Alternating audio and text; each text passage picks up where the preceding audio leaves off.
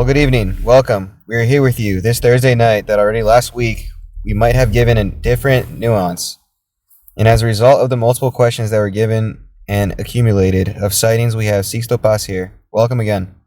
Thank you very much. Very kind of you.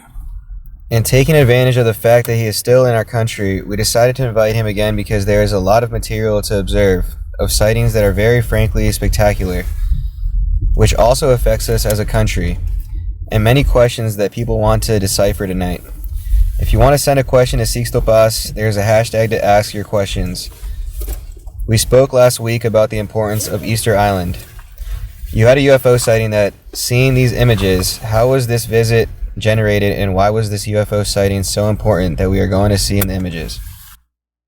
In 2006, the group that I am part of, we received the messages here in Chile saying that we should go to Easter Island to have an experience of contact with them and at the same time to connect with the hidden history, a different story of the planet Earth. And that part of those files with that information are on Easter Island. Then, at the last minute, Dr. Mario Duzuel, the psychiatrist, at that time advisor of the CEFA, joined from the Commission of Investigation of the Anomalous Phenomena of the Chilean Air Force. He contacted me and told me, Don Sixto, I have found out that you are going to have a contact experience on Easter Island, which is part of the 5th region of Chile. And could I have the opportunity to accompany you?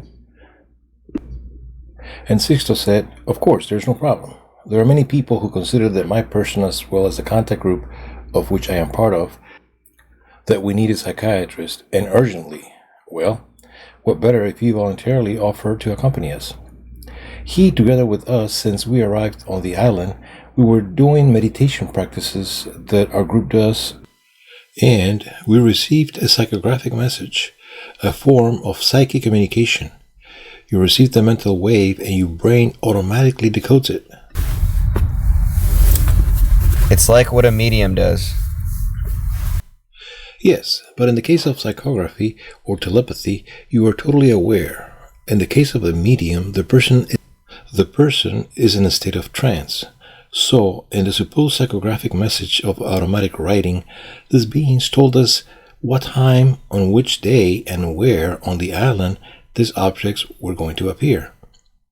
They told us at that time that it was going to be at the foot of the Poike volcano, next to the Ahu Tongariki, one of the 250 ceremonial platforms that the island has, where there are 15 statues that have been put back upright in that place.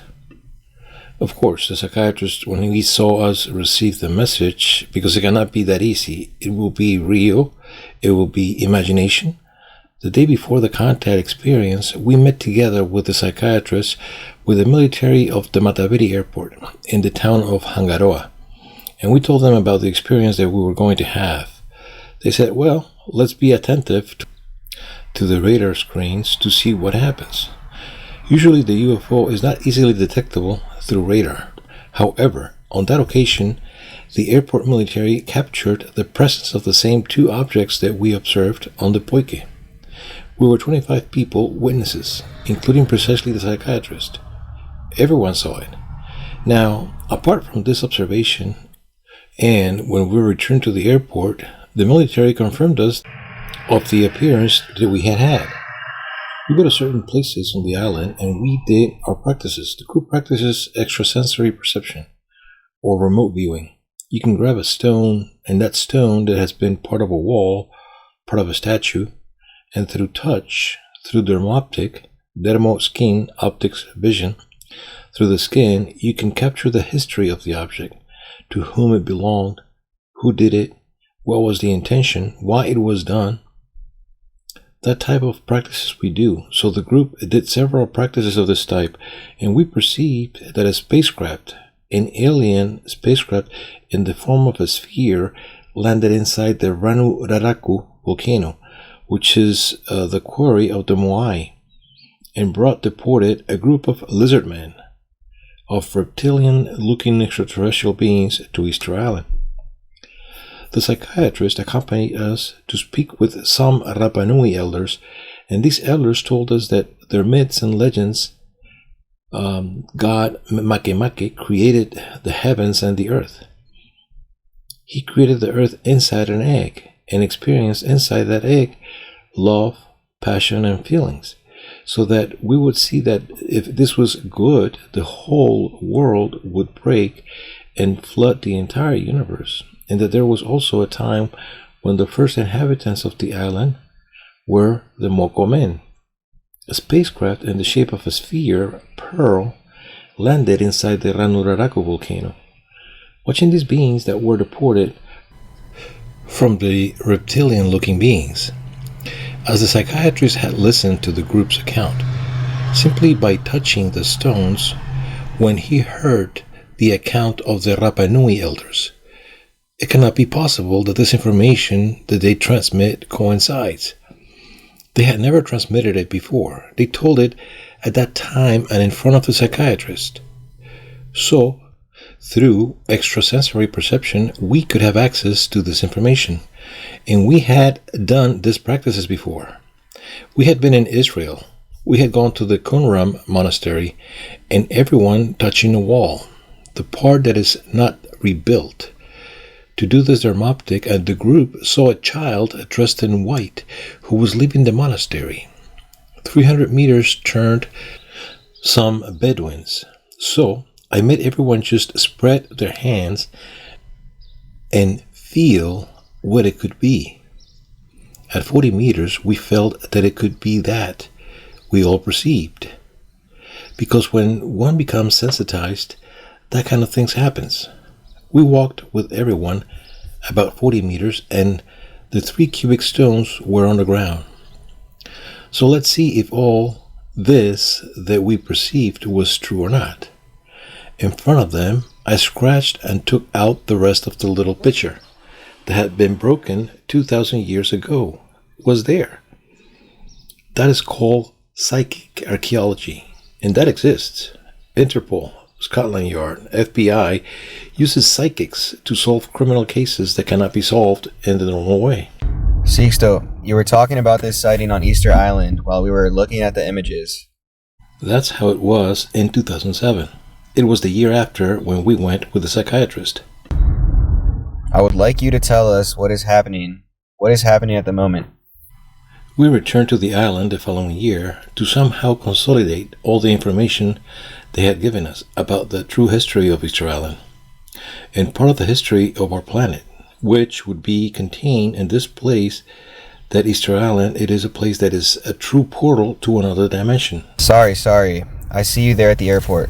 There, we are getting off the plane, and suddenly I tell the companions, look, observe what is slipping inside the Ranokau volcano.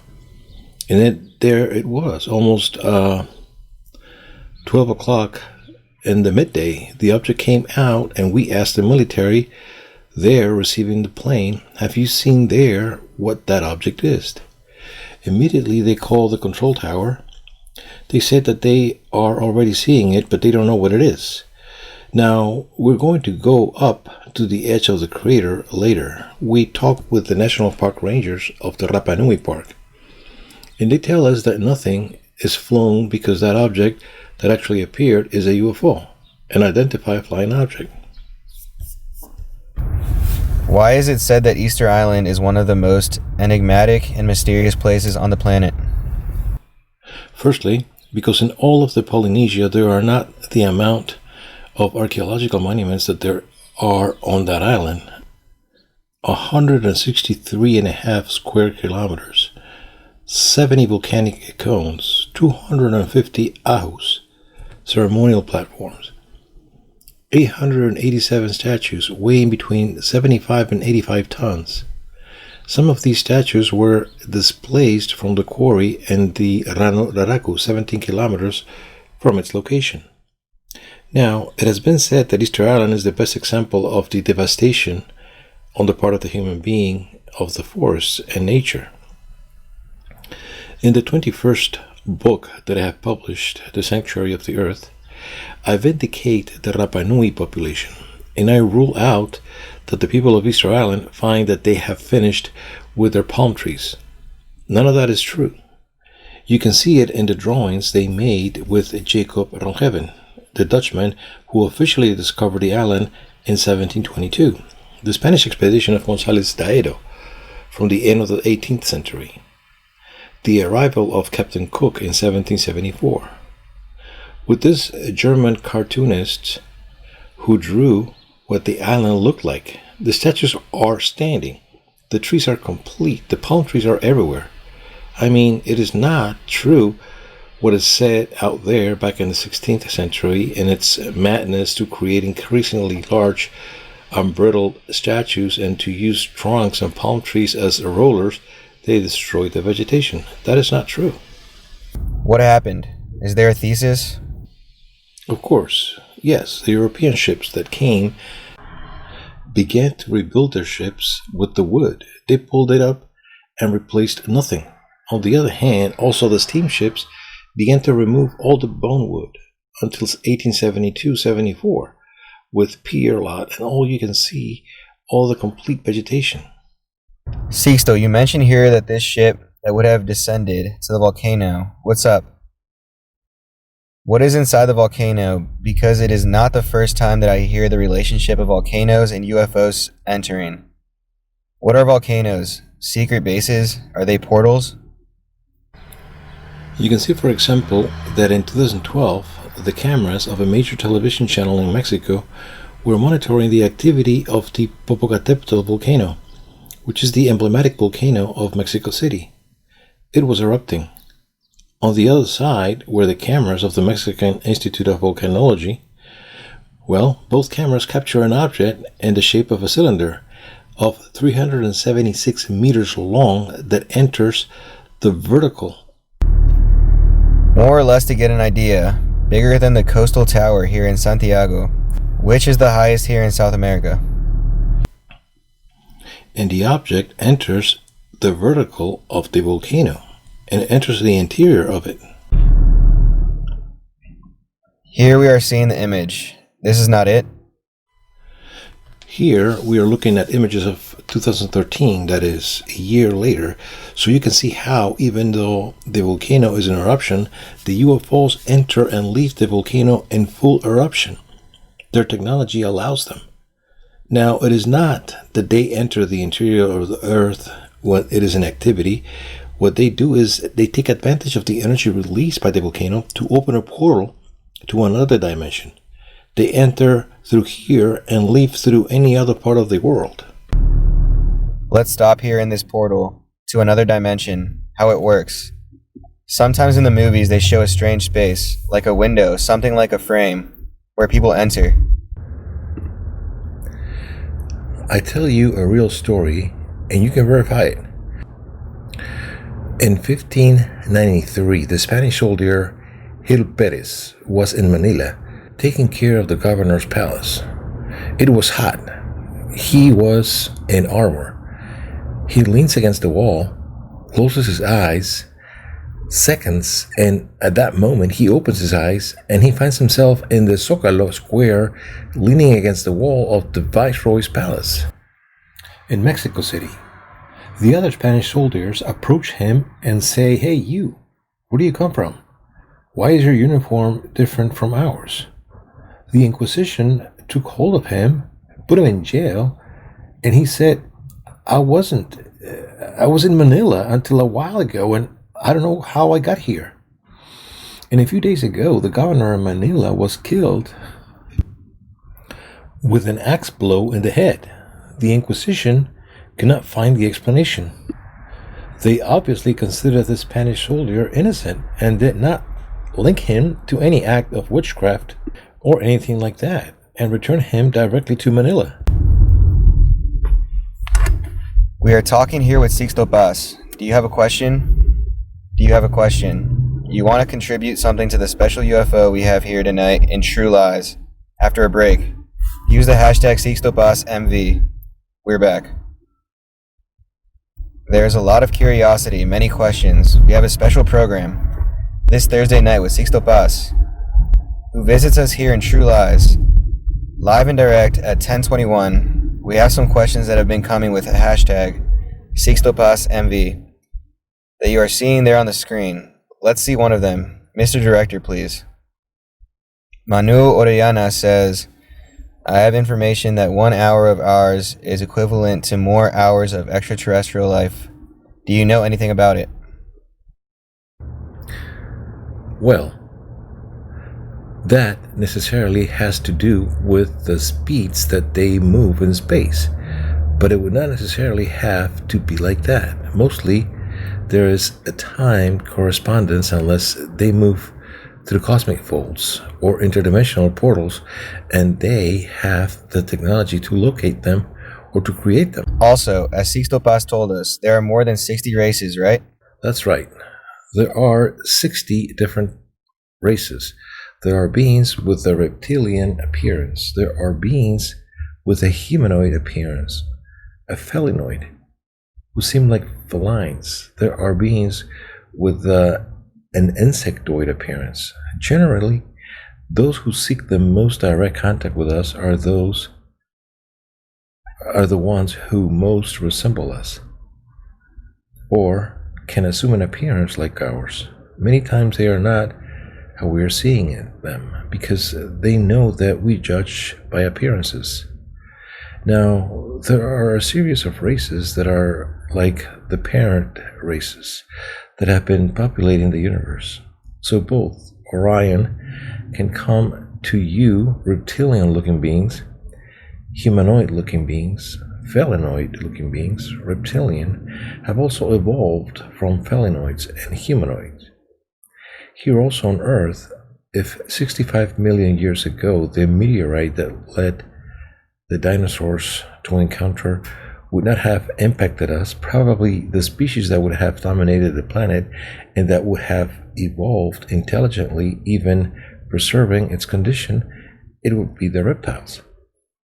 But somehow, with the end of the secondary period and the beginning of the tertiary, what the planet itself strengthened were the mammals, and mammals, hence the primates, and hence the humans. What do we do to be a part of your group? You simply locate us on Facebook. You can find it as misionramachile.cl, and there's an account on Facebook where you will find a lot of information, all the data, the group meetings, and all the outings that the group makes. It's an open group. It is an open group, totally. We were talking about Easter Island, this enigmatic place that belongs to our country, but there are also people who have wanted to ask some questions that we have. The aliens come in peace, or they come with bad intentions? And most of them come with good intentions, but there are civilizations that are not well intentioned. But it is not so easy for these beings to enter our world. Ships like the one that crashed in Roswell in the year 47, the one that crashed in Baiwano in 98, here in La Serena, here in Chile, like a ship that also crashed in Sierra Nevada de Santa Marta in Colombia, and the zone of silence in Durango zone, Coahuila, Torreon, Mexico, and more than 38 ships that have crashed in various parts of the world were shut down, not by terrestrial technology, but by other ships that are taking care of the earth, of those who do not come with good intentions. You can even find on YouTube a video from 1991 of discovery of the space shuttle where you can see the curvature of the earth and a luminous object at the angle of entry to the planet and other 7 objects that block its way and launch a kind of missile or beam light, forcing this object to make an incredible angle of departure and to leave at high speed where it came from. That video of what year is it? From 1991, and that also reminds us that the sacred scriptures tell you that there is a great violence in the skies. It would be necessary to verify if this object, due to its small size, is not a drone. There's always that possibility. For example, this object that we are seeing with a group of lights, the object that remains in the air, you have the impression that this object is static. You have the impression that this object is static in the air. And it is simply waiting for a clue at the airport, and it gives you the impression that the object is static and not moving. But If you are already 5 minutes in the air without movement and there's no noise and everything, we can already be talking about that it is a UFO, an identified flying object. Sixto would tell one of our viewers that not all races come to Earth with good vibes, but there are a lot of races that do. You told us the other day that we are like a kind of experiment of other races who come to attack us, that some come with bad intentions towards us. Well, somehow they are afraid that we could endanger the cosmic order. It's funny why, when I had the opportunity to be interviewed by exopolitics from Sydney in Australia to give them a lecture, take the opportunity to go to Uluru, the second largest monolith in the world, the stone of Ayers Rock, the Anangu. The Australian Aborigines tell you the story that the Wanjima, the gods of the sky, created the planet Earth, humanity. But humanity was told never to leave this planet, that this planet was our responsibility, and that it never occurred to us to look even further. I mean, they wanted to somehow hide from us that there are other realities. These beings are not gods. They are beings like us. So they had us as isolated. Then our planet was selected by extraterrestrial alien civilizations to carry out a sociological, anthropological, metaphysical experiment in which they are trying to extract information.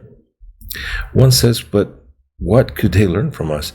It's like when you go to a lost tribe in the Amazon, you meet people who lived like men 50,000 years ago, naked, feeding on the trees. But it is a community that does not suffer from cancer. They do not have diabetes. They do not have bipolar depression problems. There's no suicide. They do not abandon their children, and even less do they divorce. I mean, who have to learn from whom, right? We can always learn from each other. Now, there are images also taken in 2004 by the Mexican Air Force. In other words, it was a 626 Merlin plane from the Mexican Air Force. They were patrolling the Campeche area between Mexico and Guatemala, where there's a lot of drug trafficking and many contraband planes. And suddenly, they, with their infrared cameras that report objects that emit heat, they captured 11 objects, one of which was the size of a 15-story building. You can clearly hear the testimonies of the military and everything. And the Mexican Air Force, after an exhaustive study, have the authorization for them to be made known on television, and the military themselves appeared giving their testimony. At first glance, they never saw anything. However, the infrared camera did capture the presence of the 11 objects. Well, somehow they are afraid that we could endanger the cosmic order. It's funny why, when I had the opportunity to be interviewed by exopolitics from Sydney, Australia, to give them a lecture, take the opportunity to go to Uluru, the second largest monolith in the world, the stone of Ayers Rock, the Anangu, the Australian Aborigines, tells you the story that the Wanjima, the gods of the sky, created the planet Earth, humanity, but humanity was told never to leave this planet, that this planet was our responsibility, and that it never occurred to us to look even further. I mean, they wanted to somehow hide from us that there are other realities. These beings are not gods, they are beings like us, so they had us as isolated. Then, our planet was selected by extraterrestrial alien civilizations to carry out a sociological, anthropological, metaphysical experiment in which they are trying to extract information. One says, but what could they learn from us? It's like when you go to a lost tribe in the Amazon, you meet people who, like men 50,000 years ago, naked, feeding on the trees, but It is a community that does not suffer from cancer. They do not have diabetes. They do not have bipolar depression problems. There's no suicide. They do not abandon their children. And even less do they divorce. I mean, who have to learn from whom, right? We can always learn from each other. Now, there are images also taken in 2004 by the Mexican Air Force. In other words, it was a C-26 Merlin plane from the Mexican Air Force. They were patrolling the Campeche area between Mexico and Guatemala, where there is a lot of drug trafficking and many contraband planes, and suddenly they, with their infrared cameras that report objects that emit heat, they captured 11 objects, one of which was the size of a 15-story building. You can clearly hear the testimonies of the military and everything. And the Mexican Air Force, after an exhaustive study, gave the authorization for them to be made known on television, and the military themselves appeared giving their testimony. At first glance, they never saw anything.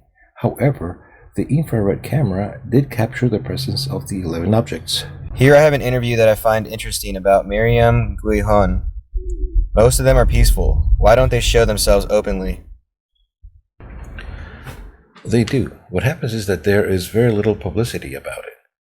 In July 11th of 91, an eclipse occurred over Mexico City, the most populated city on the planet Earth. There are almost 30 million inhabitants in the city from Mexico. An eclipse prophesied by the Mayans was expected to occur. The Mayans, in a codex called the Dresden Eclipse Code, is the German city of Dresden.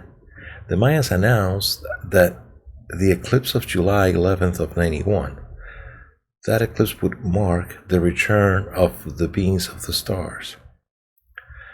People were watching the eclipse over Mexico City, and at that moment, a UFO appeared over the city, and everyone saw it. There were many people who videotaped it. In Raul Velasco's program, Always on Sunday, where he has a variety program of several hours on Sunday, that they play all the songs, they dance, they do shows and everything. They dedicated all the hours of the program to the UFO and to the testimonies of the people, because everyone gave their testimony that they had seen the UFO. At the time of the eclipse, everyone was attentive, and from that moment, the most impressive UFO wave that has ever been recorded on any country began over Mexico City. Up to 5,000 objects were seen in broad daylight, and they were not balloons. They went against the wind. They joined, they formed into a single object, they separated. It was an impressive thing. Regardless, why are they still so rare? Why do they have doubts? Because the scientific community still doubts this.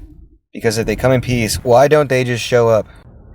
You will remember when the perestroika process of the release of information took place, and the significant steps for the fall of the Berlin Wall and the dissolution of the Soviet Union. This was in the year 89. The TASS agency, Soviet official, known more for hiding information than for making it known, they reported that a UFO had landed in a public park in a place called Voronezh, 500 kilometers south of Moscow, in 89. More or less November of 89. Then, under the UFO in a public park, some beings of 3 meters high came down accompanied by a small robot that left a strange reddish crystal on the ground. That later it was verified that there was nothing similar here on Earth. So, taking advantage of this juncture of perestroika is that all this information is released, and it had been said that many other similar phenomena had already occurred on other occasions. Get off in a public park, and they left a token of goodwill, a little crystal, like a business card. You who have been contacted, you who have had the opportunity to converse through telepathic communication, but who have seen them, have been in their ships, they tell you that they have been afraid of manifesting themselves to all humanity openly. I mean, they're not afraid that we will harm them. Their fear is that they can harm us by defending themselves against our aggressiveness. that their closeness alone could be the trigger for our own destruction. Someone getting nervous squeezes a missile, and in the end, we end up contaminated and destroyed ourselves. So they keep their distances. They consider that humanity is in a precocious adolescence, and they are waiting for us to reach a responsible youth, which allows us to survive the intolerance, the stupidity, to anxiety, to selfishness. Right now, the great powers are threatening to wage war, and we already know what a war between the great powers would mean. The first time you get nervous and launch a missile. Nuclear missions fight alone and nobody else intervenes. So imagine what would happen to the world. We are going to Aguas Calientes, Mexico, year 2013. There is also a video that is interesting that we want to share with you. Please, Mr. Director, year 2013 in Mexico, UFO sighting in Aguas Calientes. There are the images. What are we seeing? Sixto, please tell us. 100 people were gathered there. There were people from the local radio station in Aguascalientes. So we all began to meditate, and I told them, look, if one does meditation and they get in tune, we can create the conditions for a contact experience to occur. They, as they did not believe it much, and yet several objects appeared in the sky, making evolutions, some moving, some static, and doing a behavior that was intelligent. And everyone saw it. Why is this previous step of meditation so important to the contacts that you usually have? Meditation first allows you to leave your mind blank, and it is the best way to predispose a contact experience. So, do you want to hear what they're telling you? Do you want to hear that they invite you to meet it in a place, or that they invite you what day, at what time, and where they could establish a contact with you? What you have to do is meditation. Clear your mind, become receptive, and channel this message. Now, if you do it in a group, it is much better, because so several people receive the same thing. It must be a special type of meditation, because I practice meditation, but these experiences have not touched me. What happens is that you have not tried to do the meditation to do this type of reception. Many people do transcendental meditation or some type of meditation just to be in a state of stillness, seeking inner peace or inner communication, but you can also use meditation to seek a cosmic communication. I mean, looking for a communication bridge to communicate with the civilizations. Any of us here in the study of the student boys who have come today, apart from our public, the people who are in their house, can they have any kind of observation or even contact? It has been around 40 years ago that contact groups here in Chile existed, such as Pedro Bravo, Hector Valdez, Pedro Salaverry, and many other people formed the first groups, and the people who formed the groups were ordinary people, people from all housewives, professions, everything, and they had their own contact experiences. A moment ago, I introduced you to Jaime Villamandos, a lawyer who has had many experiences in various parts of Chile. For example, in the north, where the Licancabur is, they have had encounters with beings right here in Chile. I mean, you don't have to go to Peru or anywhere else to have the experiences. Going back to this video of Mexico and Aguas Calientes, such as we talked about Easter Island, and this story reveals that it is related and is linking. It is joining with the history of the Rapa Nui ancestors. Also, when one sees without knowing much only the history of the Mexican peoples, there are many things that could be interpreted as an alien. Naturally, the Mayans said that their ancestors came from the Pleiades and came to Earth through a serpent's tail or hollow reed. Today, they speak of wormholes or cosmic folds, interdimensional portals to travel through time and space. As the Mayans could have had it so clear as they could have known that the Earth was round. They had it clear that we have, at a distance from the center of the galaxy, there was a central sun that they called the Hunapku. That a pulse emitted from the center of the galaxy arrived every 25,000 625 years that coincides with the so-called Wheel of the Baktuns, that is, cycles of 5,125 years each. So, the Mayans had a spectacular astronomical and mathematical knowledge. They continually made reference to beings, that is to say, the gods that came from heaven. It is more. This, the pyramid of Mr. Pacal, that is in Palenque, that was in the era of the 50s discovered by Dr. Bruce there in Mexico. And it is a pyramid built on the crypt of a person. The interesting thing is that the earthenware 5-ton sepulchral that covers the body of Lord Pacal, whether he could not return or did not want to. The point is that the China shows a character in a position like that of an astronaut manning a spaceship. You don't have to have a lot of imagination. The archaeologists say no.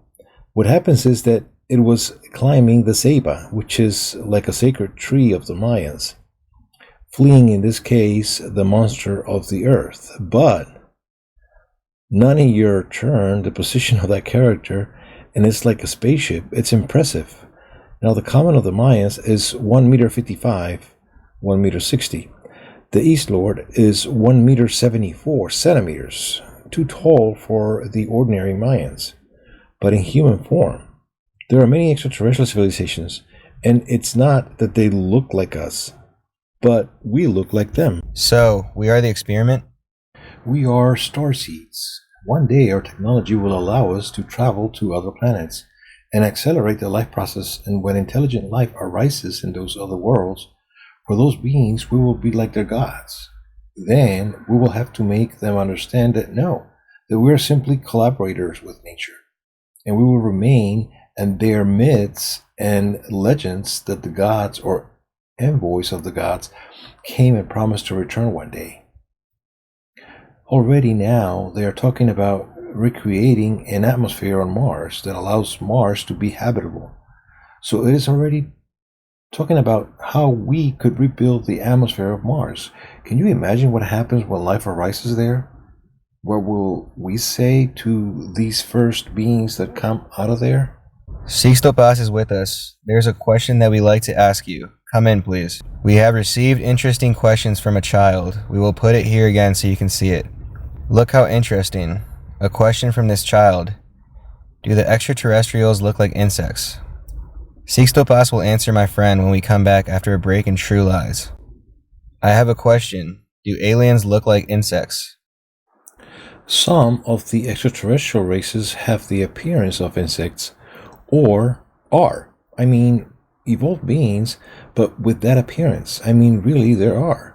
And I wanted to tell you, just as much for the children, for the women, for the elderly, you wanted to tell them that tomorrow I will have the opportunity to give them a totally free lecture. This will be at the Pedro Aguirre Cerda Cultural Center.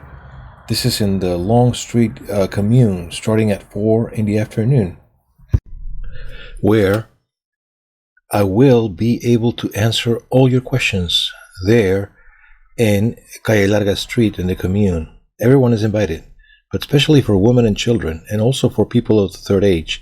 And we are going to touch on the subject of true communication, that is, how we can improve communication with ourselves, but also with the universe, how we can develop our psychic potential.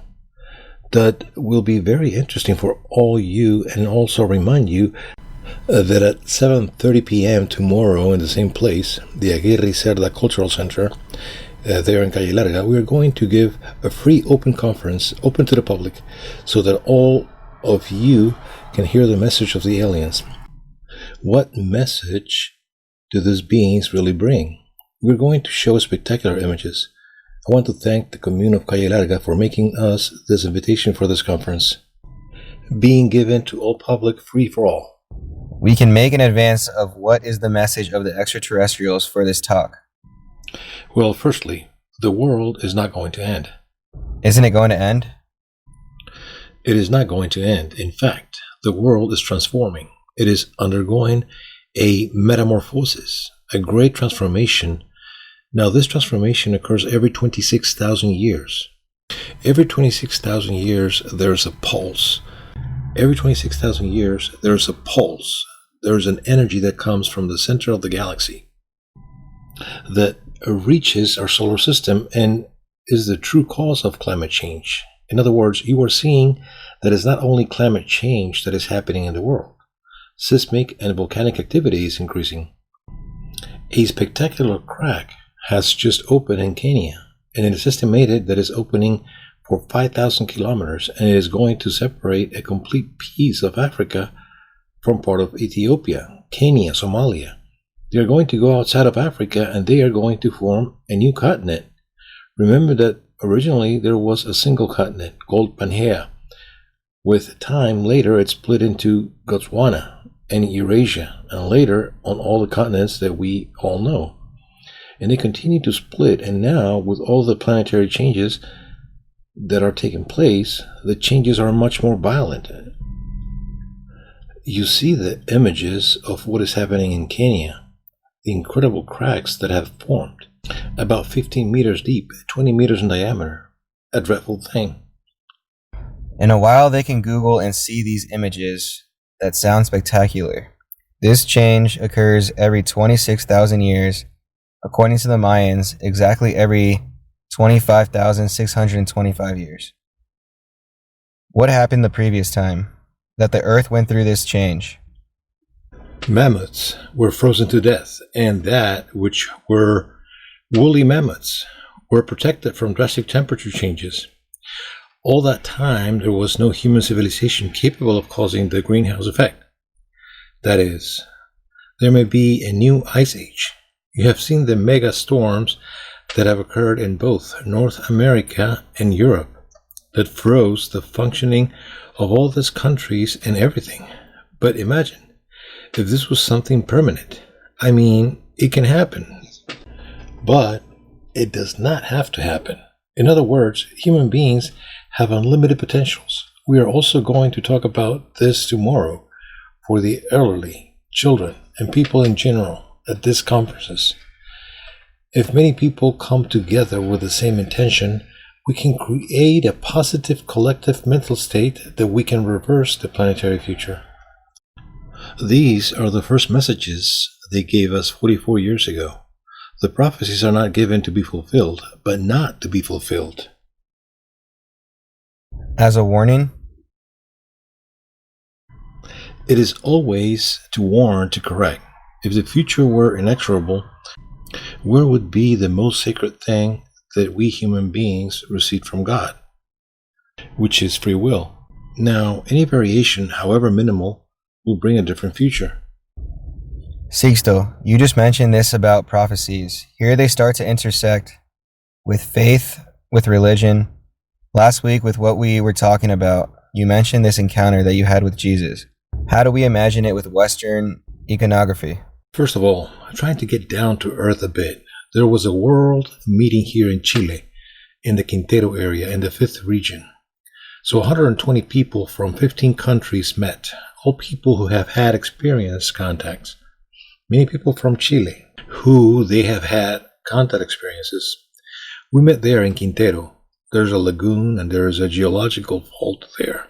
So there are very intense energies. We spent 6 days camping, and there were sightings of ships in broad daylight, in the afternoon and at night. Objects flew low over the lake and flashed flashes of light, making a hill glow.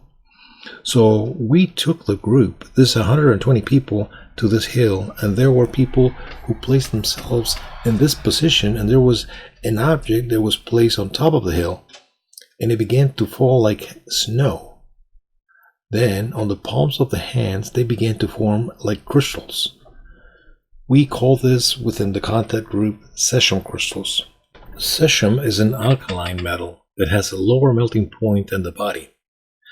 The body is hotter and dissolves in an aqueous medium. The body is mostly water.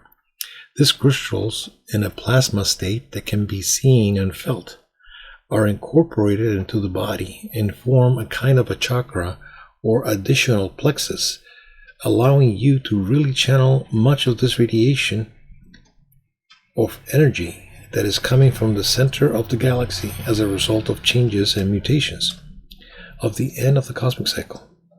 Well, people lived this experience with complete clarity, and while people were receiving this, a being of more than 2 meters tall, dressed in white, appeared, walking around all the people, and people did not react. Said an alien, and 120 people, or most of them, witnessed the presence of this being there.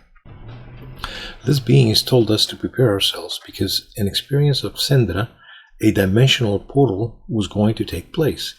That is, since the contact experience began in the year 74, the ships choose certain places where there is a crossing of energies of very powerful lines of the Earth and act as a space of energy bombardment that makes a dimensional portal open. What you usually see is a distortion, as if it were a mirage. If you see it during the day, it is like a mirage. It is a shine, and it is like a mirage. Now you go through it, and you can appear from the other part of the universe. It is incredible. And there's no time correspondence between what you live there and the time that happens here. At night, what is usually seen is a luminous dome. That is, a golden crescent that pulses, or just a grayish dome. That is, the experiences can be at different levels. In the year 74, we lived that experience, which allowed us to reach Ganymede, one of the 16 moons of Jupiter, and other companions, even Apu, to planets of the star Alpha Centaurus, at 4.2 years away.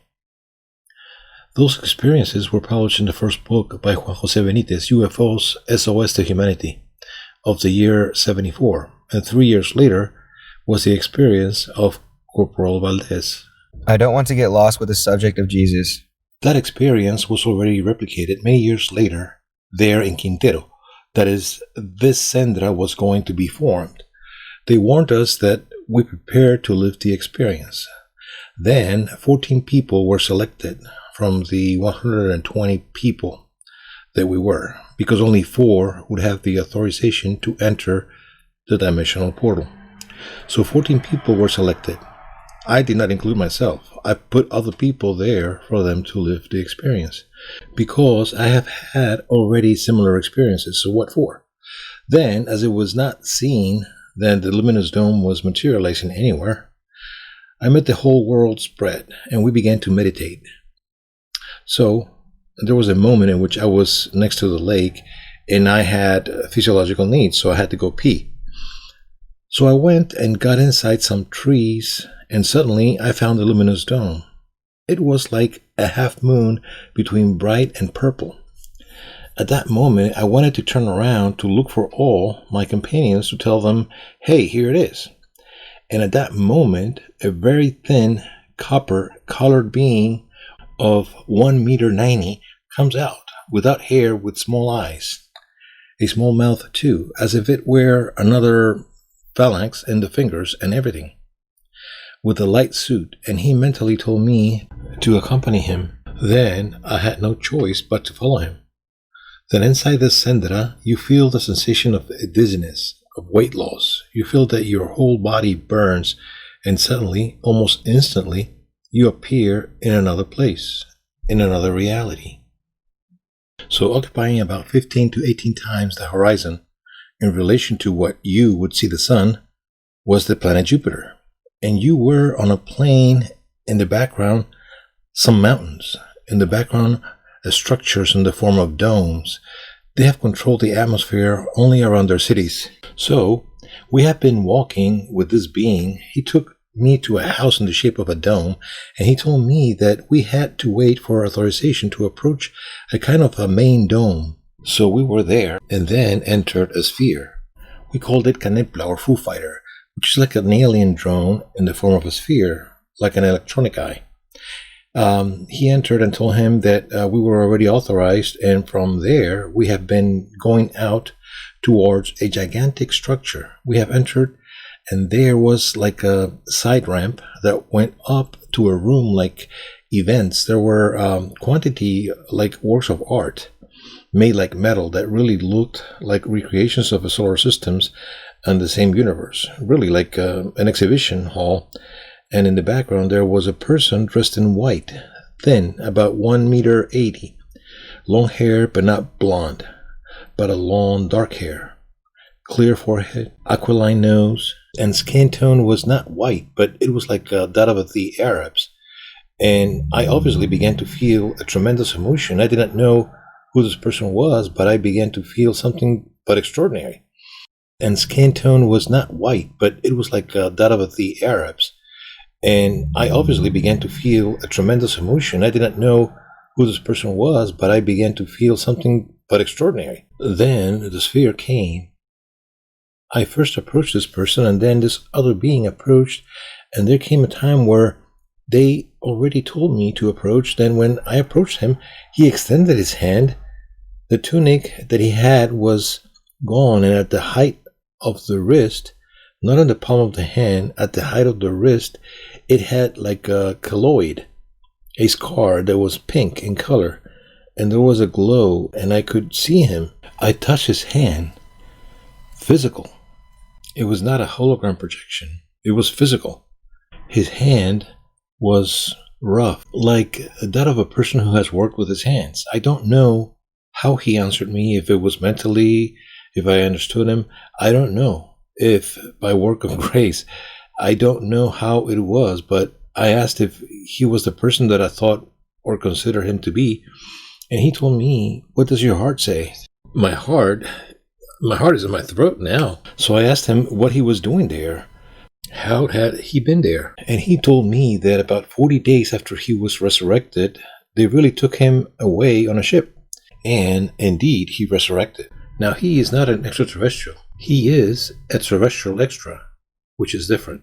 What is the difference between an extraterrestrial and a terrestrial extra? First of all, aliens believe in reincarnation and successive lives, but not like certain Eastern religions that say that one can reincarnate into an animal. According to them, there is no involution, no regression. Nobody is sent back to elementary school because they did bad in college. That is, one has to repeat the degree, the year, as many times as necessary to pass to the immediately higher plane. Then they consider that Jesus was a human being from Earth who, through multiple incarnations on this planet, reached a high level of evolution.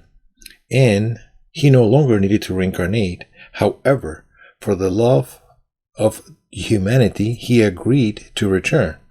For 30 years of his life, Jesus prepared himself for a cosmic symbiosis, a transmigration to take place during the 3 years of his public life.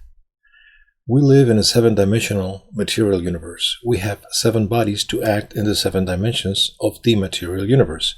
We are like the matruskas, or the mamuskas, the Russian dolls, those little dolls that are one inside the other. We, apart from the physical body, have more subtle bodies, including the soul, the spirit, the essence, and everything. The point is that beyond the 7th dimension, as in music, in a higher octave, there is a universe parallel to this one that is no longer material, it is mental. And the beings that come from there are no longer extraterrestrial, terrestrial, or intraterrestrial. They are ultra-terrestrial. They are what we know as the true angels, archangels, thrones, principalities, cherubims, seraphims, powers and denominations. And there was a group of extraterrestrial beings who had been the true creators of the material universe on behalf of the essence of God, as we want to call him. These beings are called the Helal, the resplendent ones, the sons of God. In this case, they would be the archangels. One would be Michael, or Michael, another Lucifer, or Luzbel. They would be the true creators of the material universe. An 8th, 9th, and 10th dimension would correspond to this mental universe. And there would be, from the 11th dimension up, a 3rd universe that would be spiritual. That is, the spiritual universe created the mental universe. The mental universe created the material universe. And this material universe has had multiple creations. This is not the first, nor will be the last one. Now, it's curious why quantum physics is currently showing the existence of parallel worlds and dimensions, multiple dimensions. Sixto, you are relating that you had this encounter with this being. It gives the feeling that it was Jesus. The impression that I have and what I perceive of who is the teacher Jesus. It shows you the wounds of the crucifixion. Some scars, but on the wrist, not on the palm of the hand. This first being that takes you. This being is called Mardos, from a planet called Silox. Why are they taking you into the presence of Jesus? Because they took you, only you. They did not take me alone. In the end, we were 4 people who had the same experience. But because they take you before him, what was the meaning? Well, first of all, because within what would be the sacred history or what is mentioned in the Bible, there is continuous reference to the presence of these beings. In the Bible, we are told that Moses climbs the top of Mount Horeb in the Sinai and has a close encounter with the Shekinah. The day like in a cloud, at night like a fiery torch. And the book of Exodus says that under the cloud was a sea of bronze and glass. That is, the cloud hides a metal object that had windows. Because people could not really see the ship, it was hidden in this camouflage, like this cloud. Because if people had seen what shape the ship had, today we would have that the altars would have the divine shape of God in a flying saucer. And to avoid that phase and the association, on the one hand, it is said that Elias was snatched by a chariot of fire in front of an eyewitness, his disciple Elisha. Why doesn't the Bible say it was a flying saucer? Because they were not technical terms that were not used at that time.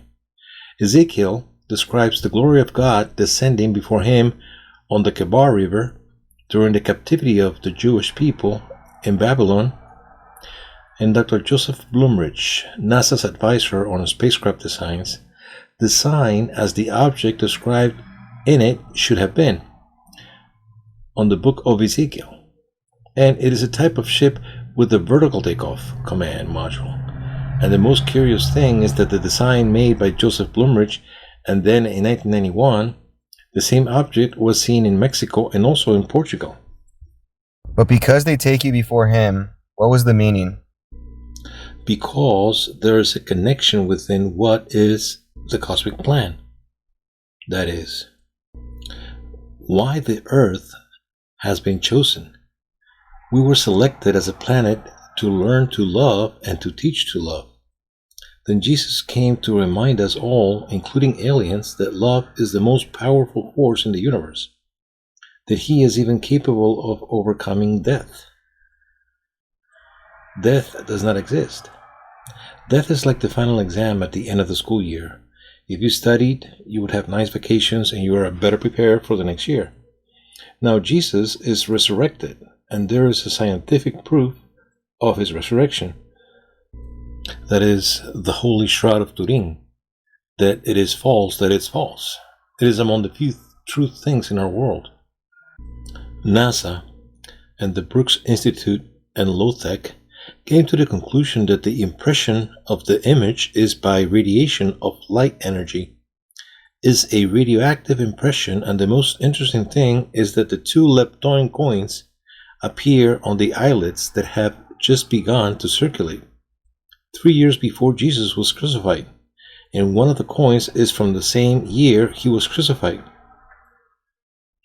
Why, that year the coin was rolled in honor of Livia Julia, Tiberius' mother. It came out with a crackling arrow, a flipped letter.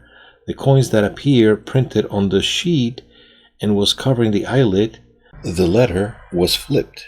There were also coins that had a very short time circulating. Sixto Paz with us. We still have space for questions through the hashtag. The encounter with Jesus. The nature of his existence. What is the message he is leaving us? He is really supervising which extraterrestrial civilizations who we sometimes mistake for angels and give us a hand. Whether they help us or not really interfere with the evolutionary process of humanity. Now, as he taught us that love is the most powerful force of the universe and got to take his message to the last consequences, when they're at the top of the cross said, Father, forgive them because they don't know what they're doing. Jesus, at the top of the cross, did not say, now all these miserable people are going to pay when I come down. Then he taught us that love and forgiveness is the supreme exaltation. A day will come when the humanity of the earth will know that we have been the victims of a cosmic conspiracy, in which extraterrestrial beings have experimented with us, have even wanted to kill us. That is a bit of the history of our world. We currently have a group of aliens who were deported to Earth who died here in our world. They are trapped in another dimension, and from there they have declared a psychic war on humanity, as well as the story of Jose in the Old Testament, that his brothers feared because of that ability he had to anticipate the future, of interpreting dreams. They tried to prevent the fulfillment of their destiny, and the more they tried to prevent it, the closer they got to it. And when Jose had the opportunity to take revenge on his brothers, what did he do with them? Sixto Paz with us. We still have space for questions through the hashtag. The encounter with Jesus. The nature of his existence. What is the message he is leaving us? I looked at the number of questions that are coming. For some people, the fact of mentioning Jesus, this encounter of Jesus affects them because for many, it is an untouchable issue. Have you had a chance to tell this story with people of faith? How have they taken it? Within our group, we have several Catholic priests. Some of them already quite old, and they totally agree with many of the things mentioned. I'll tell you that I was in Seville, in Spain, and a doctor who is the doctor of a cloistered monastery told me, do you want to meet the Mother Superior and everything? We went, and behind some colonial bars were the Mother Superior and two nuns, older too. And the doctor told her Mother Superior, here I present my friend who has had the experiences of contact with aliens. Then the Mother Superior said, that is interesting. I congratulate his experiences. And behind the nuns appeared a very old, bent nun with the blue leather apron and with the sleeves rolled up, saying, where is the extraterrestrial? Where is the alien? Then the Mother Superior said, no, Sister Perpetua, it is the Lord who has had contact with the extraterrestrials. And the elderly nun said, I am convinced that this is true, that we are not alone. An old woman, a nun from a cloistered convent in Spain. What happens obviously is that they cannot say many things, but there are priests who are more than convinced of this other reality. They ask, does the conception of Jesus in the story of the Star of Bethlehem have to do with an extraterrestrial encounter and a superior plan? Of course, yes. Look at chapter 2, verse 9 of the Gospel of St. Matthew. It says that the Star of Bethlehem led the wise men and stopped at the place where the child was born. Since when can a star be seen indistinctly by day and by night? And even less can it stop at the place where he was born. Now, Jesus was not born 2018 years ago. There are 7 years of error in the calendar. In the 8th century of the Christian era, the Emperor Carlomagno decided to modify the calendar that until then was governed by the founding of Rome. He said, no, I want it to be from the birth of Jesus, but no one knew when Jesus was born. Historiographic investigations were made, and it was learned that 200 years before Charles the Great, Dionisio the Mere, a monk, had discovered when, according to the foundation of Rome, when Herod the Great had died. Herod had died 4 years after Jesus was born. 4 years of the date were not taken into account. But Herod's death, there was already a 4-year error in the 16th century.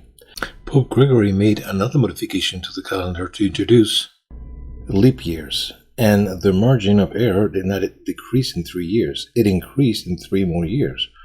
Therefore, we are not in the year 2018 after birth of Jesus. We are in the year 2025. And it is interesting because in Peter's letter, he says that for God, one day is like 1,000 years, and 1,000 years like one day. Since Jesus came to date, 225 years have passed, and we are already in the third millennium. If for God 1,000 years are like a day, and a day like 1,000 years, we are already in the third millennium, the third day. When people talk that the 3 days of darkness are coming, and that there is going to be a catastrophe, it is simply an error of interpretation. What is being talked about is these 3 millennia of darkness in which humanity has lived. And now, that information is beginning to be released everywhere. It is precisely the end of all this that had been hidden from us, being in the era of accord. Everything comes to light. Everything is known. Sixto, if this is what you tell about the difference of years, that is not 2018, but it is. Nor was he born on December the 25th. Sure, wouldn't that ruin the story you told us a moment ago about the coins that appear on the Holy Shroud by the date they were cradled? No, because precisely all these alterations of the calendar are taken into account. Perfect. With that new measuring mechanism, here they also tell us, would the angels also be extraterrestrial? Angel in Greek would be messenger. In Hebrew, malach or malachim, the hidden, the incomprehensible side of God.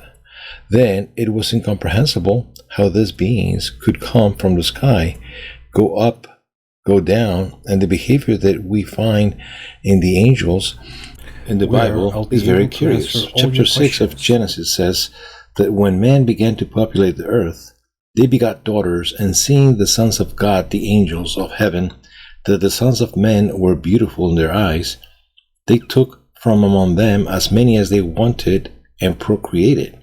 The ancient heroes of yesteryear. If someone had gotten the idea that all angels were immaterial beings with a girl's face and wings on their backs, they're totally wrong, because the same Bible tells us that sometimes they behave like sailors in a distant port and leave the family spread. You ask here other episodes of the Bible like Noah's Ark. Do you have any explanation from this point of view? Let's remember that many of the things that are mentioned in the Bible were taken from the Sumerian myths. Remember that Abraham was born in Ur of the Chaldeans, that is, a city with a very ancient history of Sumerians. So many of these myths were taken from the earlier towns or peoples. But what if the myth of Noah does not refer to the legendary Atlantis? When Hernan Cortes arrives at the court of Montezuma, the king of the Aztecs, receives him and tells him, "My great lord Quetzalcoatl, as you well know, we Aztecs are descendants of the ancient Aztlan, a continent island beyond the seas where the Hurons take flight at dawn." That is, it does not refer to the Nayarit, but to the east. So what happens if somehow all the peoples remember the existence of Aztlan or Atlantis, a place from where somehow a group of mestizos were reunited between aliens and human beings from Earth, and that unfortunately they misused the knowledge of technology received? What is psychic warfare? These entities that are not physically here are trapped in our world. They died here and cannot escape from here. When we die, our physical body dies, and after 3 days, your astral body normally dies, which is your body of emotions and desires. That is attached to the physical body through an umbilical cord of energy, which is called the silver cord. Chapter 2, verse 6 of Ecclesiastes. In the Bible, it says that when a person dies, his silver cord is broken. The Bible says it before Lapsan Rampa says it. The third vehicle is the lower ego, the character, the personality, that also die with you. The human being is like an actor in a play.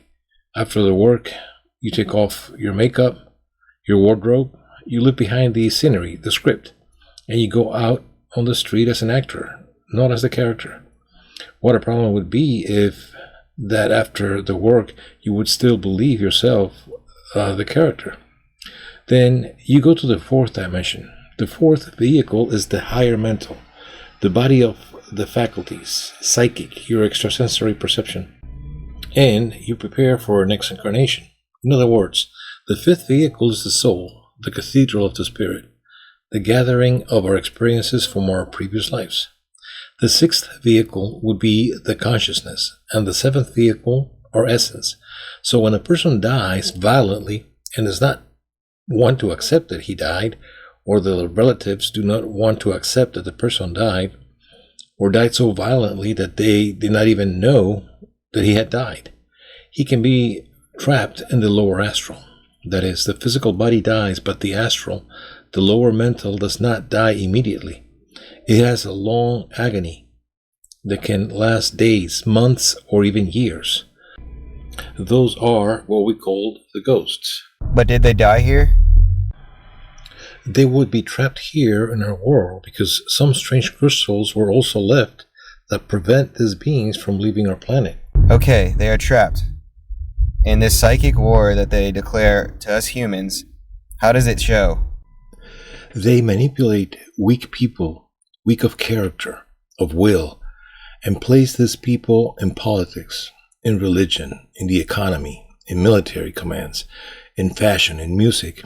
That is, there are like 300 families, like 13 clans of people who are at the service of these entities. And it is they who, in exchange for power, and in exchange for all kinds of luxury, fame, and everything, somehow control this planet on behalf of these beings. They are people who have somehow sold their souls already, and then these people don't mind leading the world towards self-destruction. That's why they threaten nuclear weapons and all that, because somehow they are working for those dark forces. Now, just as there is a negative internal government of beings that physically manipulate a part of the humanity, they cannot manipulate us all because they are not alive. There's also a planetary positive secret government. Thousands of years ago, an interplanetary peacekeeping force made up of 32 extraterrestrial beings from 32 different civilizations landed in the Gobi Desert in Mongolia, and they founded the mythical Shambhala, the capital of Agartha Kingdom of the interterrestrial world. They established, through a network of tunnels and galleries, large repositories of the archives of the knowledge of the lost history of humanity, with a view that one day humanity could have access to that knowledge. One of those entrances is in the valley of Choquihuas, there in La Serena, here in Chile. Another of these entrances will be found near San Carlos de Bariloche. The famous Nintzemapoc, the famous interterrestrial city, in the city of the Césares, there in the Uritorco area in Capilla de Monte in Córdoba, Argentina. In the late 19th century, Nicholas Roerich, a Russian explorer, came into contact with the people of Shambhala, and they showed him one of those crystals that are what hold these entities, who are trapped in our world, the so-called Chintamani stone. Then they showed it to him here in the Himalayas, in a network of tunnels, that is. The aliens say that the earth is not hollow. The pyrosphere, or the variosphere, which is the incandescent core of the earth, is not an interior sun suspended in a vacuum, and that there is a civilization in the internal part. No, because, but what was the source of the volcano magma? What they say is that between 4 and 20 kilometers deep from the earth, there is a network of tunnels and galleries that cross the entire planet. To Rafael Calderon, a friend of ours from our group there in Ecuador, he has had the opportunity to repeatedly go down to the interior more than 100 meters in free fall into the Cave of the Tallos in Ecuador, in the area of the Coangos River, and explore a good number of kilometers through this network of tunnels and galleries, and meet beings up to 3 meters high, there in the interior of the Tallos. Now, the most interesting thing was that the priest who really knew about that cave was Father Salesiano, Father Carlos Crespi. In the 1920s, he was sent by the Vatican to acquire archaeological pieces to send them to the Vatican Museum. Now, of every 3 pieces that the father bought from the indigenous who took them out of the interior of the Taos caves, 1 would send it to the Vatican, another one would sell it, and another would keep it, but without the Vatican knowing it. Now, the one he sold, he used it to build schools for children, orphanages, hospitals. He did a lot of things. And the piece that he kept was to create a museum for Ecuador. That all his cultural material was not lost. Today, Father Crespi, a father considered a saint in Ecuador.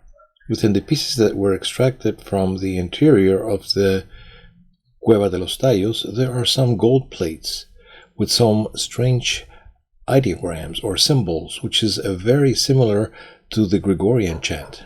So, as Father Crespi was an expert in music, he saw that these symbols were like modulating the voice, and that by singing what was on these plates, they would allow you to enter a state of consciousness and allow you to come into contact with the quantity of information that it is recorded in the Akashic record with the planet. And the piece that he kept was to create a museum for Ecuador, that all his cultural material was not lost. Today, Father Crespi, a father considered a saint in Ecuador. Within the pieces that were extracted from the interior of the caves, of the Taos caves, there are some gold plates with some strange ideograms or symbols, which is very similar to Gregorian chant. So as Father Crespi was an expert in music, he saw that these symbols were like modulating the voice, and that by singing what was on these plates, they would allow you to enter a state of consciousness and allow you to come into contact with the quantity of information that is recorded in the Akashic record with the planet. And the piece that he kept was to create a museum for Ecuador, that all his cultural material was not lost.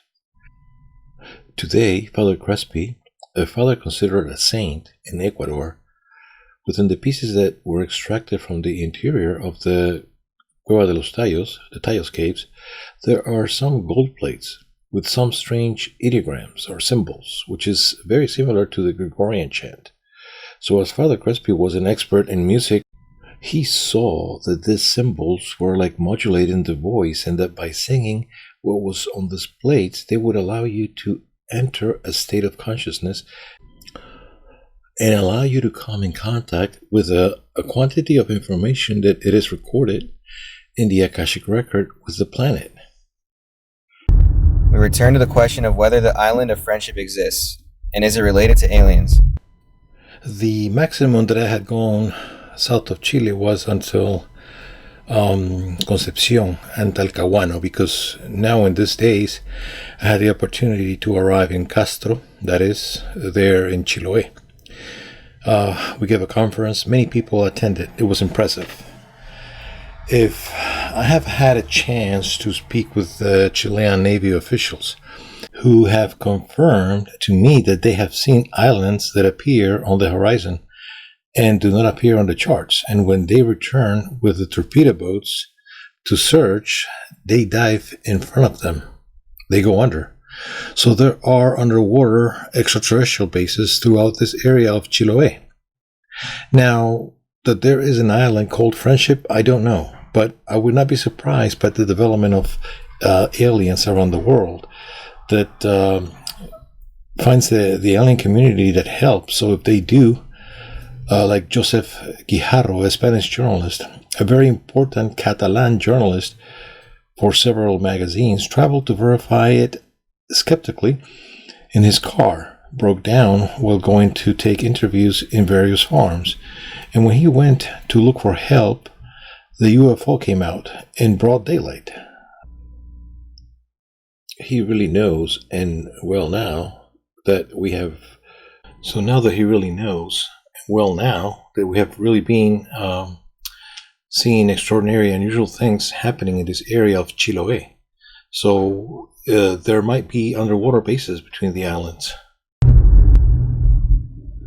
How is the change of dimension, and when and how long is it until the great manifestation? our guest tonight, Sixto Paz, about this crack that opened in Kenya. Well, first of all, the Mayans in the Chilam Balam de Chumayel, in the book of the fortune teller of the witch Hawar, or the things that are about to happen, or to happen, they had prophesied that on December 21st of 2012, according to our calendar, there would be the tuning of time, or the synchronization of times, that is. Why many people mistakenly interpreted that as December 21st, the end of the world would come. They never spoke of the end of the world. What they were talking about was the end of a cosmic cycle. Nothing else, and the beginning of a new cycle. Then, it was the moment when that pulse would arrive with the greatest force. That energy, that radiation of violet light from the center of the galaxy, and that would accelerate mutations. We are already seeing it. The rift in Africa is as a preview. The mega storms that we have seen in Europe and the United States and Canada is another warning. The hurricane of Patricia, Grade 7, are signs. That all volcanoes are erupting in chain reaction is a warning. Now, it does not anticipate the end of the world. It is simply a metamorphosis, a change, a transformation. Can we make these changes less traumatic? Yes, but we need to unite many people with the same intention to create that positive collective mental state. The human being lives unaware of the unlimited potentials he has. But really, when people unite with the same intention, nothing is impossible. I cite a case that I had mentioned in a previous program. A hurricane was coming directly against El Salvador, and CNN had already calculated how many people were going to die from that hurricane. Then, President Don Antonio Elias Saca joined all Salvadorians that they all held hands regardless of their religious beliefs, and that all pray for the country, and the hurricane stopped and turned on itself in 2005 and changed course and went to Guatemala, but did not reach El Salvador. So things like that happen when many people come together with the same intention. Juan Andres Salfate joins this conversation with True Lies. Thank you very much, brother. We know each other very well and for so long. How are you? We were talking about many topics here. People were asking, and I know that Juan Andres is also a great connoisseur of this topic, and he also has questions that you want to ask Sixto. Please. One thing I wanted to ask you for a long time, even what we come to understand about what you also informed us in your talks. The presence of the extraterrestrials, the Elder Brothers, who have made some support of cultural evolution, a kind of accompaniment, very subtle, very diplomatic. My question is, could they, in view of the fact, as a product of human stupidity reaching its maximum level, as the last sayings of the current President of the United States, Donald Trump, that someone wanted to start a third world war, understanding the tremendous disaster that this would imply, that there was a direct intervention getting out of the state of non-coaxial on the part of the aliens and putting a stop to all this because the effect would be disastrous? Yes, they would. Has there been any direct intervention by them at some point in the history of these entities without this humanity being aware, but only those involved? Hey, let's stop here, because this is terrible. To its leaders.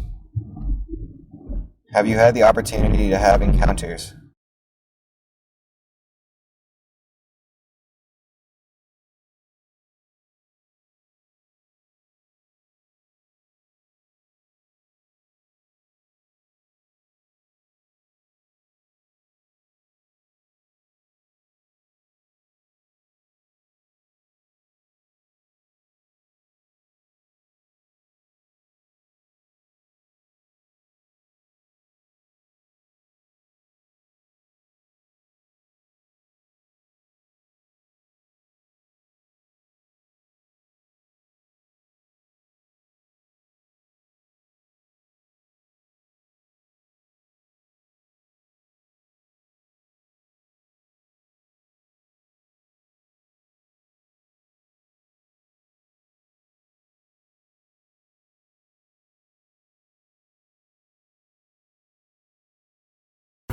Perfect. The great moment of the movie when there is the possibility of eating a steak that you know doesn't exist, but you decide to have it anyway. Regarding the Jesus issue, if this could not be revealed, why would it somehow drive the church out of its dominance over cultures? We are going to review some images, and I would like us to rule out whether they are real or false, because we also have the over information. What we are seeing is a UFO over the Temple of the Rock in Jerusalem captured in 2011 that attracted the most attention due to the clarity of the image. Because of the place where it occurs, what does Sixto Paz say? That is false. Why? Because it is heard. I mean, in the original video, you hear the impressions, the emotions of the witnesses, and they do not correspond to the event they are looking at. I mean, the reactions are, oh, how nice and everything. Also, in the Mosque of the Rock, there are Israeli guards, the Palestinian guards. Therefore, it is false. By the law of physics that one knows.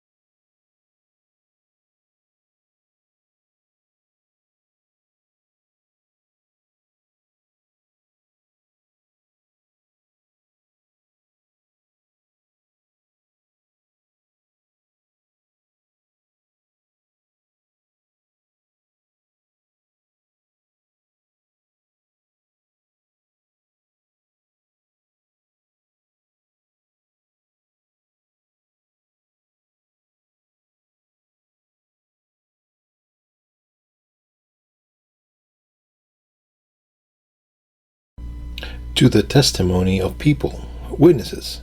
A1. Why? Because today you can do anything with images. So, to return to the testimony, for that, when we began with the contact in 74, they, as evidence, always gave us the ability to invite journalists to meetings scheduled in advance. Then there's a video from July of 2014 where we went with 55 people from our contact groups to the pyramids of Teotihuacan, and we were there with the important media of Mexico. We were there from 10:30 to 5:30 in the afternoon. The history of humanity will make no sense. But now it all ends. They told me that 1200 million years ago, the planet Earth died, product of the impact of meteoric rain that wiped out life on the planet and wiped out the Earth. The Earth became puree. It became dust. I mean, the Earth disappeared. Now for the aliens, the time in the universe is like an ascending spiral. In one of the curves of the spiral, the Earth died, and the universe continued.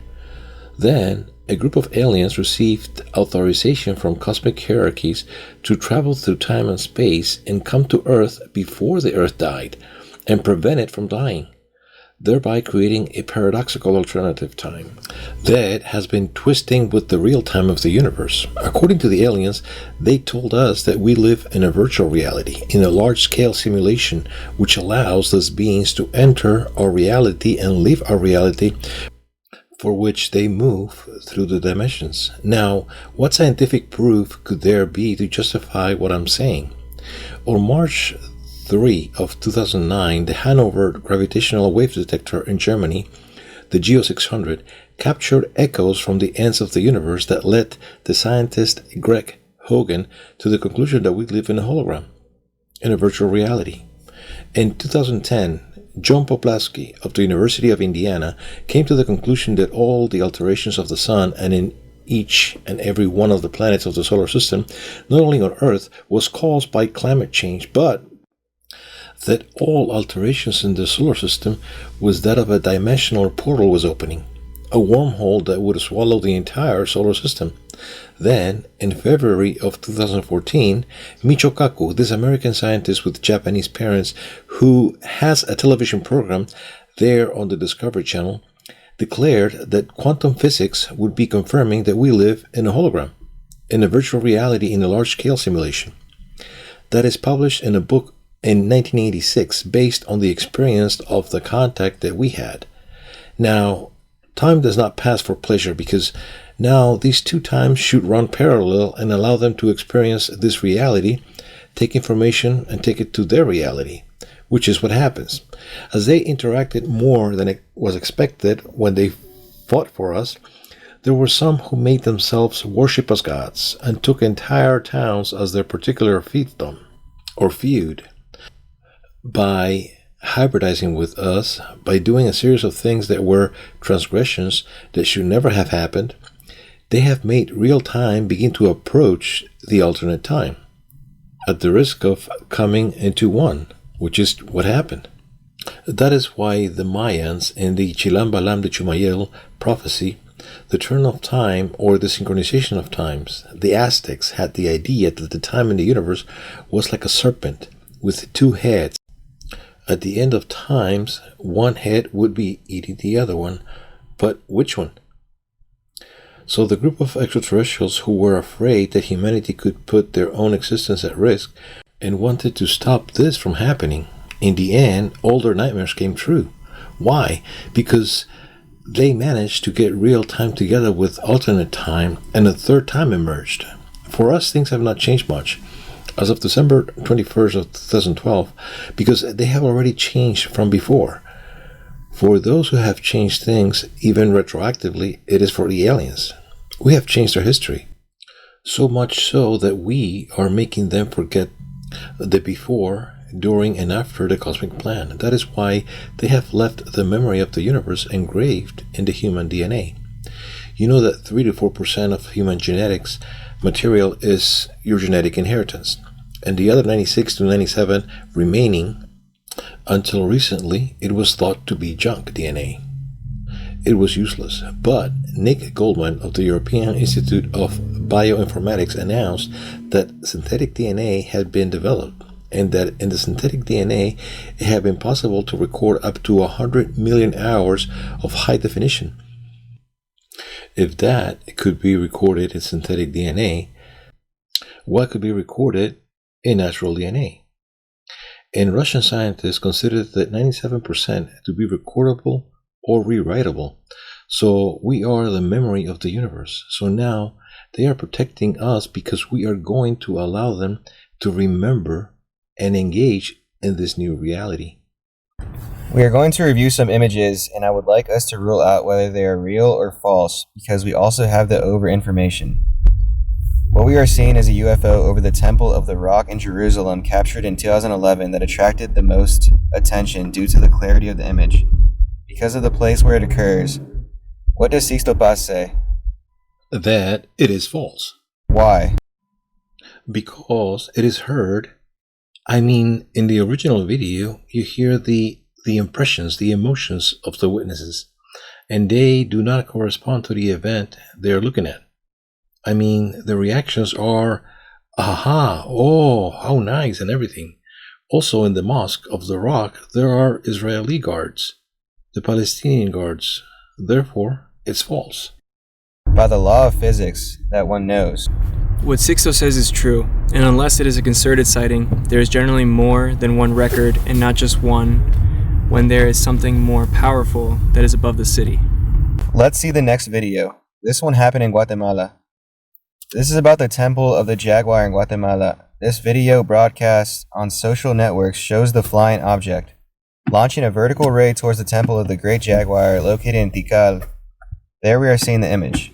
Of course, as in Jerusalem, there it goes fast into the sky. There we can see these images of this UFO record. It is not usual. It is a cover-up. The young people who are here, experts in graphic design and communication sciences, will really know how easy it is to make this type of montage of tricks. Corrado Balducci precisely said that with the development of graphic design and image technology, we had to go back to the beginning, to the testimony of people, witnesses, A1. Why? Because today you can do anything with images. So, to return to the testimony for that we began with the contact in 74. They, as evidence, always give us the ability to invite journalists to meetings scheduled in advance. Then there is a video from July of 2014 where we went with 55 people from our contact groups to the pyramids of Teotihuacan, and we were there with important media of Mexico. We were there from 10:30 to 5:30 in the afternoon, and 6 objects appear in the sky making evolutions against the wind in all shapes, half-moon objects in the shape of an angel, in the shapes of spheres. And the most interesting thing is that what is interesting is not so much the images, but the testimony of the journalists. At the beginning, they said, well, Sixto Paz has invited us here to a public place in front of thousands of tourists. It is not a place of the desert or anything. And in the end, you hear them saying, it was incredible. It was 6 objects. Well, precisely, we invited for the 5th time to a scheduled meeting there in the Chilca Desert, south of Lima. Look, I am a young man there in that video. You can hear the one doing the mentralization. It's me. So we call the press and the journalists were witnesses of the appearance of the objects at the height of about 80 meters. They could photograph it, take pictures, they could record it. Journalists such as Leticia Callava from Channel 51 in Miami, Jose Gray from Channel 23 of Univision, Beatriz Parga of the Miami Herald, and all of them attest in the video that they witnessed the appearance of the ship. So, this video is true. And at this meeting, it was not only me. The important thing is that there were 40 journalists from 8 countries summoned to this meeting, and they were witnesses, and also after that, they were victims of the information censorship. That is, they were prevented from making the news known worldwide. For news like that, it was like getting really exclusive.